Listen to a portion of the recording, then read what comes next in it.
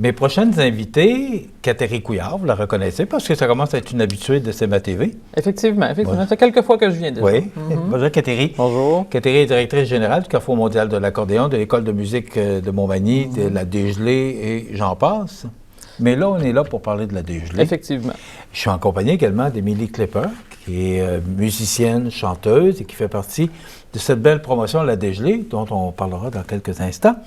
Mais je me tourne vers Catherine Couillard pour parler de ce bel événement. C'est la 3e édition déjà. Déjà. Mais on l'appelle la Dégelée parce que c'est au mois de mars. Là, on pourrait peut-être l'appeler la gelée. C'est ça. Parce que, mais on va se réchauffer quand même. Oui, on va se réchauffer. Si on regarde le logo, on l'a modifié un petit peu pour mettre la dégelée entre parenthèses, parce qu'effectivement, là, le concept peut-être faire un événement de mars, là, en 2020, on l'a reporté en fait à novembre 2021, donc c'est pour ça, parce que c'était vraiment au départ un concept de festival printanier, mais on a reporté la programmation à cet automne. Bon.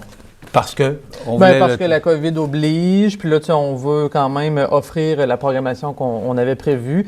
Ce qu'on avait fait la dernière fois, considérant les différentes normes dans les salles, on attendait que ça rouvre un peu plus, ce qui est le cas présentement. Donc, on a décidé qu'on faisait notre programmation en novembre. Bon. Là, tu es en novembre 2021. Oui. Mais est-ce qu'on va revenir à la dégelée avec sa formule habituelle au mois de mars? Après ces 3 éditions-là, on va prendre un temps pour voir si on atteint nos objectifs. On va se repositionner, voir si on poursuit avec le projet avec la forme actuelle. Avec les partenaires, ça, c'est un festival qu'on fait de manière conjointe entre le Carrefour mondial de l'accordéon et la KECLI à Lillet. Donc, c'est vraiment 2 organismes culturels là, qui ont développé ça ensemble. On va s'asseoir ensemble pour voir si on conserve la même formule. Bon.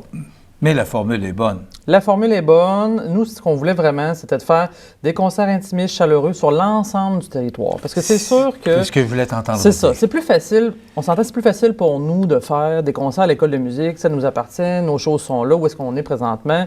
C'est plus simple. Mais le but de ce festival-là, c'était vraiment de faire promener les artistes à l'extérieur des centres habituels, comme Montmagny, pour aller faire des concerts dans d'autres lieux. Bon, cette année, nous, on avait décidé de prendre l'École de musique, le Cap-Saint-Ignace avec le centre culturel, puis on a la salle de Sainte-Euphémie sur Rivière-du-Sud. Donc, c'est la première fois que nous, on va faire un concert là-bas. C'est un très, très beau lieu. Donc, ça nous permet, nous aussi, de découvrir. Là, les artistes découvrent les lieux, mais nous aussi, ce n'est pas des lieux qu'on est habitué d'investir en tant qu'organisation parce qu'on est davantage basé à Montmagny. Fait que c'est le but du ça permet de découvrir des régions qu'on n'est pas normalement habitués de voir. Puis on espère en fait que les gens circulent. Tu sais, que les gens de Montmagny sont intéressés à la Sainte-Euphémie ou à Cap, ils vont pouvoir bouger. Même chose pour les habitants des différentes municipalités. Donc c'est vraiment le but, c'est de faire circuler les gens sur le territoire aussi.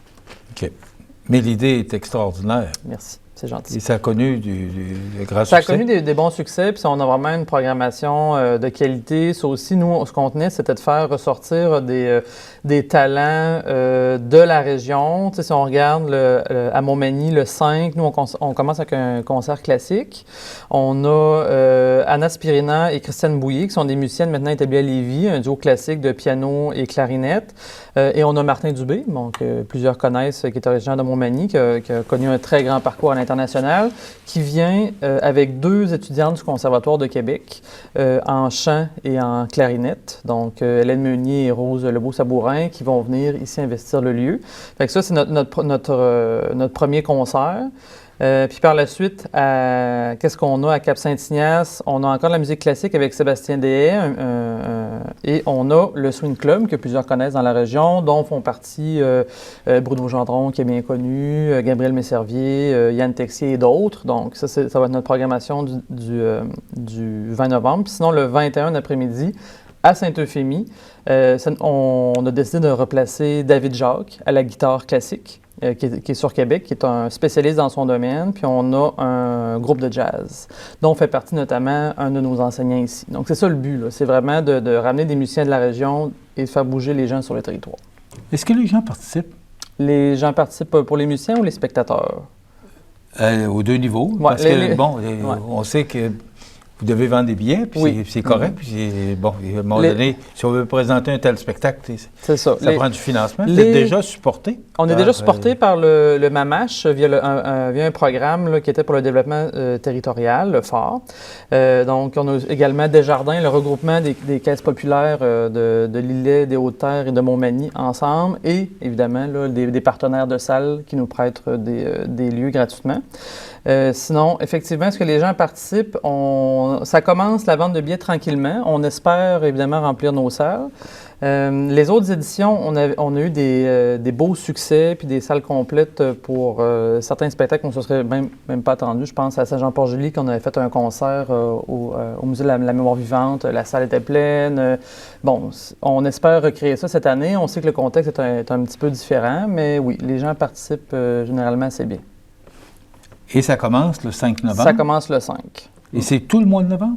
C'est différentes dates. Il y en a 6. Là, moi, j'ai parlé des 3 concerts qui concernent la MRC de Montmagny, mais il y a 3 concerts aussi dans la MRC de l'Îlet.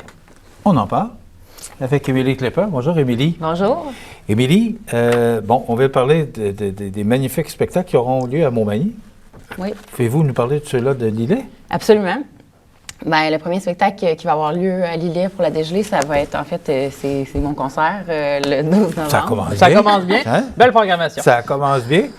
D'abord, vous êtes chanteuse? Oui. Et vous êtes musicienne aussi? Aussi. Vous jouez pas du piano? Non. OK. Alors, c'était pour les besoins de la cause de setup. Enfin, j'ai posé la question en premier. Qu'est-ce que vous jouez comme instrument? Mais moi, je joue de la guitare. En fait, une tradition familiale. Mon père est auteur-compositeur-interprète. Lui, il vient du Texas. Puis, il m'a appris la guitare. Puis, j'ai continué à jouer dans notre tradition familiale, un peu là, du sud des États-Unis. Donc, un style un peu americana, folk, country. OK. Et vous chantez? Oui. Populaire? Oui, bien, j'ai fait plusieurs projets. Là. En ce moment, j'ai un spectacle qui est assez intime avec un guitariste qui s'appelle Sébastien Landry, qui est assez connu dans le coin ici. Puis, donc, c'est ça, on s'inspire beaucoup du sud des États-Unis pour faire des pièces, mais on fait quelques pièces en français aussi. J'ai fait un album en français il y a quelques années, puis c'était mon premier album en français.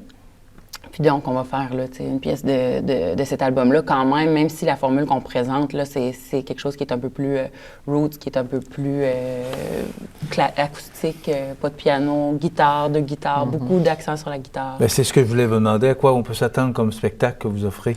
Oui, exactement. Bien, en fait, moi, j'amène un peu les gens dans un petit voyage dans ma famille, puis dans le Texas, dans le biculturalisme, le fait d'avoir vécu aux États-Unis, puis au Québec, puis d'avoir grandi aux 2 endroits, comment est-ce que ça se manifeste comment est-ce que ça s'exprime dans ma musique, puis tout ça. Puis je compte des histoires. J'invite les gens à rentrer un peu dans mon univers, dans ma vie familiale, en chantant des chansons de mon père, de mon frère. Puis Sébastien, bien, on est de très bons amis depuis longtemps, donc il fait partie de cet univers-là. Donc on apporte vraiment les gens, c'est comme un petit voyage. OK. Et c'est à quel endroit? C'est le 12 novembre? Oui, c'est à l'héritage de l'Île-Sud. Exactement. Ouais, et c'est où, excusez-moi? C'est où l'héritage de l'Île-Sud? C'est à Sainte-Perpétue. OK. Ouais. Alors, on sera là, Sainte-Perpétue, ça commence. Et après ça, il va y avoir le 20 novembre, c'est à Cap-Saint-Ignace, on en a parlé. Le 19 novembre, c'est au Centre socio-culturel de Gérard Ouellette, à Saint-Jean-Port-Joli. Oui. Oui, ça va être Carl Mayotte Quintet. Donc, lui, il a gagné en 2020 la révélation du musicien jazz de l'année avec Radio-Canada. Et puis, ils vont être 5 musiciens, comme le suggère le mot quintet. Puis, ça va avoir lieu au Centre socioculturel Gérard Ouellette à Saint-Jean-Port-Joli. Et le 21 novembre, c'est à la salle L'Héritage de Sainte-Euphémie, on en a parlé. Parce que c'est tout le mois de novembre, mais c'est pas à tous les jours, c'est pas... Non, c'est pas tous les jours. Il y a 6 concerts, puis en même temps que notre concert à Sainte-Euphémie, il y en a un à Lillette simultanément, l'après-midi, le 21. OK. Oui, c'est ça. Donc, ça va être Benoît Gauthier. Lui, il va présenter un spectacle qui s'appelle Lettres à Lelièvre, qui est en fait un hommage à l'auteur Sylvain Lelièvre, qui était aussi auteur, compositeur, interprète. Lui, il va jouer du piano. Qui était excellent, passant, Sylvain Lelièvre. Moi, j'ai... C'est ça. Donc, ça va être... Je me souviens de son grand succès Petit Matin, entre autres. Hein? Donc, ça va être des chansons qui s'adressent, en fait, à Sylvain Lelièvre. Il est seul au piano et au chant. Donc, il nous chante ces lettres-là qu'il a écrites pour Sylvain Lelièvre. C'est un concert pour toi, Michel? Oui. Qualité d'artiste extraordinaire. Comment vous faites pour d'abord monter la programmation et trouver ces bons artistes-là, dont Émilie fait partie? Bien, je pose la question aux deux. Oui, je pense que... Je peux même répondre un petit peu pour les deux. Je pense que nous, notre festival, bon, c'est le Carrefour mondial accordéon, le festival principal. Eux, c'est Guitare en fête. Avec ces festivals-là, on s'est développé un réseau important de musiciens. Bon, puis ça nous permet après ça de les attirer dans la région puis d'avoir une aussi belle programmation. On parle de Guitare en fête. Est-ce que, bon, ça fait quand même un certain temps que ça n'a pas eu lieu, ça aussi en raison de la pandémie? Il y a eu, je pense, quelques activités cet été. Oui, on a pu faire le festival cet été. On l'a reporté, c'est pas la même date que c'est habituellement. Oui. Mais oui, avec la Corporation des arts et de la culture de l'Îlet, je fais partie du conseil d'administration. Donc, on était très contents de pouvoir présenter des spectacles cet été. Donc, on espère continuer avec ça l'année prochaine. C'est vraiment un beau festival. Ça amène des gens de plein d'endroits au Québec. Puis, je pense que c'est très apprécié dans le coin. Puis, c'est le fun de pouvoir travailler avec la DGL, avec la collaboration. Donc, il y a certains artistes qui participent à Guitare en fête qui vont faire partie de la DGL. Ben moi, j'ai déjà fait partie de Guitare en fête, là. Ouais. Avant, je vivais pas encore dans le coin ici. Mais bon, cette année, je suis dans la DGL, mais je n'étais pas dans le festival. On sait qu'on est très actif à Montmagny au niveau de la culture. À l'Îlet, est-ce que c'est aussi... est-ce que ça fonctionne aussi? Est-ce que c'est aussi fort ou c'est en développement? Les deux, je dirais. Moi, je pense que ça fonctionne bien. On a une belle réputation avec nos programmations. Puis je pense que c'est en développement aussi, puis qu'il y a des très belles choses qui s'en viennent là, avec tout ce qui se développe. Tu sais, dans la MRC, on parlait de développement culturel et territorial, puis je pense qu'on s'en va dans une belle direction avec ça. Ça va bien, puis cette activité-là, il y a des billets à vendre. Il y a des billets à vendre. Et on fait quoi? D'abord, est-ce que c'est le même prix des billets partout? Oui, c'est le même prix partout. C'est 20 $ par personne. Bon, taxe de billetterie inclus, c'est simple. Les gens, s'ils le souhaitent, la billetterie principale, ils peuvent quand même appeler au Carrefour, donc au 418-248-7927, faire le 1 pour acheter des billets.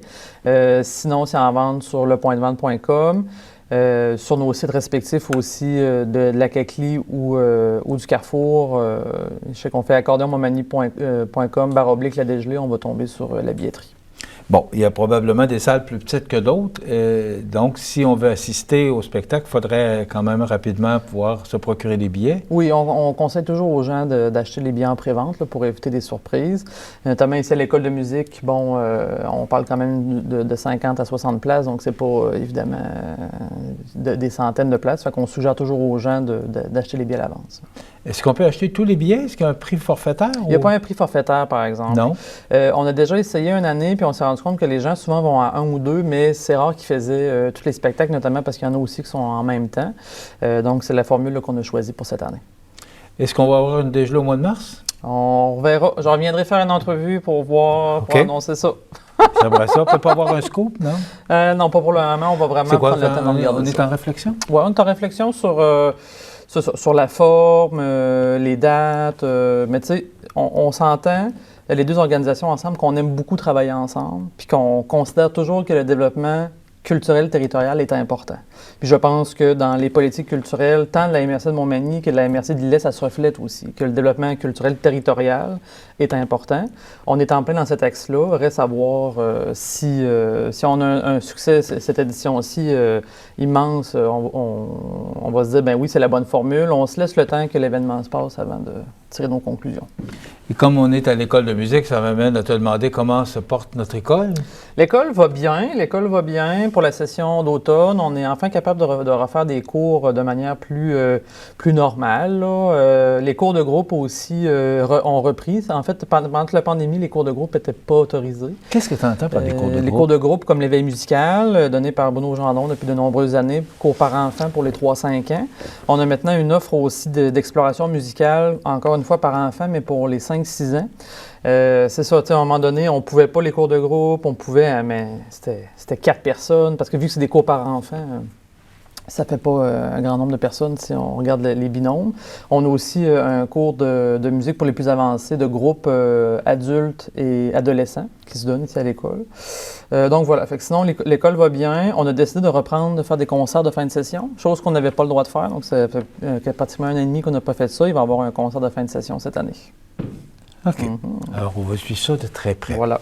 Donc, je vous rappelle que c'est la dégelée qui se tient du 5 novembre aller jusqu'au 21 novembre. De toute façon, ce dépliant-là, on peut se le procurer à quel endroit? À différents endroits. On vient de terminer la distribution, tant dans la MRC de Montmagny que la MRC de Lillet, dans les bibliothèques, généralement, les bureaux municipaux où on a des événements, l'école de musique, différents commerces de la région. Donc voilà, on peut se le procurer. Ou en ligne. 248-7927, poste 1. Exact. Et aussi, le site Internet, c'est? accordonmontmagny.com/la dégelée. Merci beaucoup. Ben, merci Catherine à toi. Couillard, directrice générale de tout ça.